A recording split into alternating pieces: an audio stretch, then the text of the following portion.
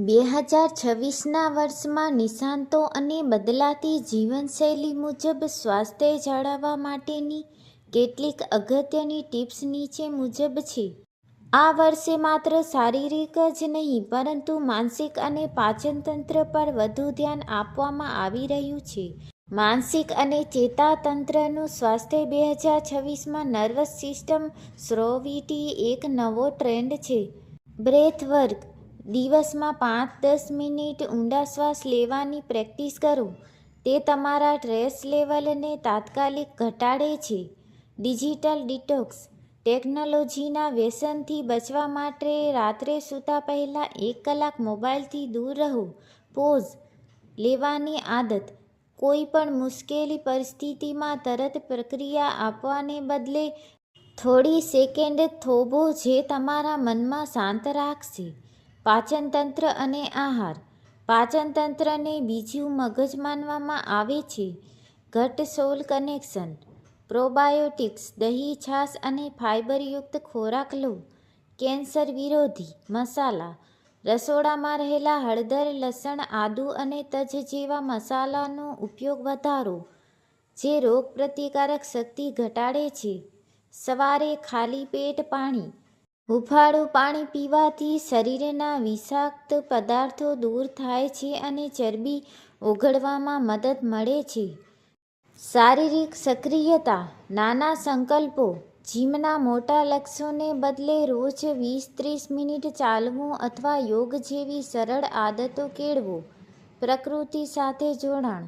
સવારે ખુલ્લા પગે ઘાસ પર ચાલવું અને પ્રકૃતિમાં સમય વિતાવવો તે 2026નો મુખ્ય હેલ્થ ટ્રેન્ડ છે. Sitting backs.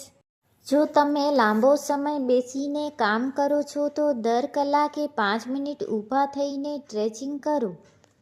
નિવારક સ્વાસ્થ્ય. નિયમિત ચેકઅપ. વર્ષમાં એકવાર ફૂલ બોડી ચેકઅપ કરાવવાની આદત પાડો. 2026ના બજેટમાં પણ કેન્સર અને અન્ય ગંભીર રોગોની તપાસ અને સારવાર સસ્તી કરવામાં આવી છે, જેનો લાભ લેવો જોઈએ. ઊંઘ.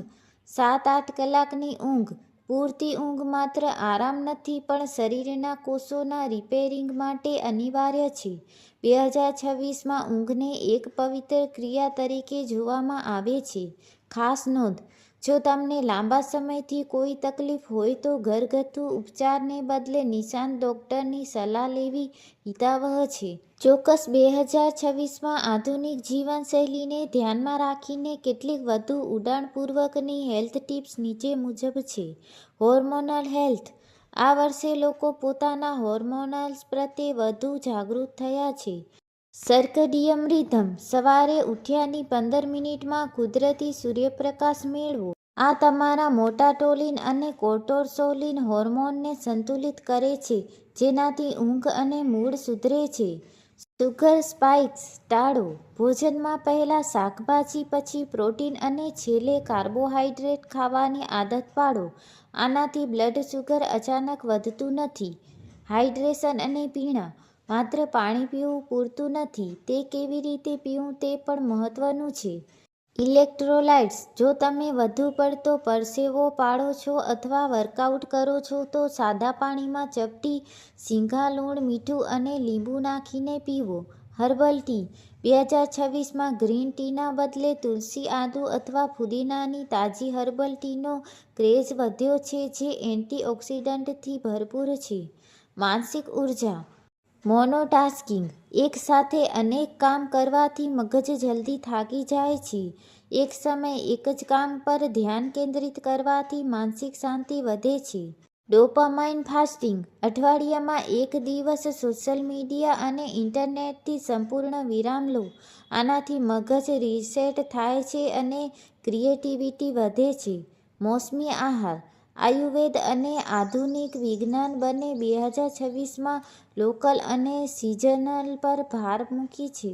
સ્થાનિક ફળો. સફરજન કે કીવી કરતાં સ્થાનિક જામફળ, ચીકુ કે પપૈયા વધુ પોષણ આપે છે કારણ કે તે તાજા હોય છે. બાજરી અને જુવાર. ઘઉંના બદલે પૌષ્ટિક ધાન્યોનો ઉપયોગ વધારવો જે ફાઇબરથી ભરપૂર અને ગ્લુટન ફ્રી છે. 2026ના હેલ્થ ગેજેટ્સનો યોગ્ય ઉપયોગ. Smart watch. તમારી સ્માર્ટ વોચમાં માત્ર સ્ટેપ જ નહીં પણ હાર્ટ રેટ વેરિએબિલિટી પર પણ નજર રાખો. ઓછું HRV એ સંકેત છે તમારું શરીર થાકેલું છે અને તમારે આરામની જરૂર છે. ઝડપી ચેકલિસ્ટ. આદત ફાયદો. રાત્રે હળવું ભોજન, સારી ઊંઘ અને પાચન. રોજ 10 મિનિટ ધ્યાન. માનસિક સ્પષ્ટતા. પ્લાસ્ટિકનો ત્યાગ. હોર્મોનલ અસંતુલનથી બચાવ. વધારે પ્રોટીન. સ્નાયુઓની મજબૂતી. દીર્ઘાયુ માટેની આદતો. આ વર્ષે માત્ર જીવવું નહીં પણ સ્વસ્થ રીતે લાંબુ જીવવું એ મુખ્ય ધ્યેય છે. મસલ માસ. 40 વર્ષની ઉંમર પછી સ્નાયુઓ ઘટવા લાગે છે. અઠવાડિયામાં ઓછામાં ઓછા 2 દિવસ રેઝિસ્ટન્સ ટ્રેનિંગ અથવા વજન ઉંચકવાની કસરત કરો. તે હાડકાં અને ચયાપચય માટે અત્યંત જરૂરી છે. Cold shower. ઠંડા પાણીનું સ્નાન. નહાવાના અંતે 30 સેકન્ડ ઠંડા પાણીનો ઉપયોગ કરવાથી બ્લડ સર્ક્યુલેશન સુધરે છે અને રોગપ્રતિકારક શક્તિ વધે છે. આધુનિક પોષણ ટિપ્સ. Protein first. 2026ના સંશોધનો મુજબ સવારના નાસ્તામાં પ્રોટીન જેમ કે મગ, પનીર કે કઠોળ લેવાથી આખો દિવસ ભૂખ ઓછી લાગે છે અને શક્તિ જળવાઈ રહે છે. સીડ ઓઇલનો ત્યાગ. રિફાઇન્ડ તેલના બદલે ગાયનું શુદ્ધ ઘી, લાકડાની ધાણાની, મગફળીનું તેલ કે તલના તેલનો ઉપયોગ શરૂ કરો. તે શરીરમાં સોજો ઘટાડે છે. ભોજન પછી ચાલવું. જમ્યા પછી તરત બેસી જવાને બદલે 10 મિનિટ અથવા 100 ડગલાં ચાલવાની આદત બ્લડ શુગરને નિયંત્રિત રાખે છે. આંખનું સ્વાસ્થ્ય. આજના સમયમાં સ્ક્રીન ટાઈમ ખૂબ વધી ગયો છે. તેથી 20-20 નિયમ. દર 20 મિનિટે 20 ફૂટ દૂર રહેલી વસ્તુને 20 સેકન્ડ માટે જુઓ. Blue light filters. સાંજે 7 વાગ્યા પછી ગેજેટ્સમાં બ્લુ લાઇટ ફિલ્ટર ઓન કરો અથવા બ્લુ કટ ગ્લાસનો ઉપયોગ કરો જેથી ઊંઘમાં ખલેલ ન પહોંચે. પર્યાવરણ અને સ્વાસ્થ્ય. Indoor plants. ઘરની હવા શુદ્ધ કરવા માટે સ્નેક પ્લાન્ટ્સ અથવા એલોવેરા જેવા છોડ લગાવો. 2026માં બાયોફિલિયા. કુદરત સાથેનો પ્રેમ. માનસિક સ્વાસ્થ્ય માટે અનિવાર્ય મનાય છે. Copper vessel. તાંબાનું વાસણ. રાત્રે તાંબાના વાસણમાં ભરેલું પાણી સવારે પીવાની જૂની પદ્ધતિ ફરી લોકપ્રિય થઈ છે જે એન્ટીબેક્ટેરિયલ ગુણો ધરાવે છે. સામાજિક સ્વાસ્થ્ય. Community connection.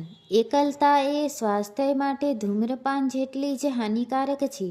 અઠવાડિયામાં એકવાર મિત્રો કે પરિવાર સાથે ફોન વગર સમય વિતાવો અથવા કોઈ સોશિયલ ગ્રુપમાં સક્રિય બનો. આયુર્વેદિક ટચ. સમય. શું કરવું? ફાયદો. સવારે 6 વાગે 7 વાગે સૂર્યપ્રકાશમાં યોગ, ધ્યાન, વિટામિન ડી અને માનસિક શાંતિ. બપોરે 1 વાગે 2 વાગે સૌથી મોટું ભોજન લો. રાત્રિ આ સમય તેજ હોય છે. સાંજે 7 પહેલાં વહેલું રાત્રિ ભોજન ઊંઘની ગુણવત્તામાં સુધારો કરે છે.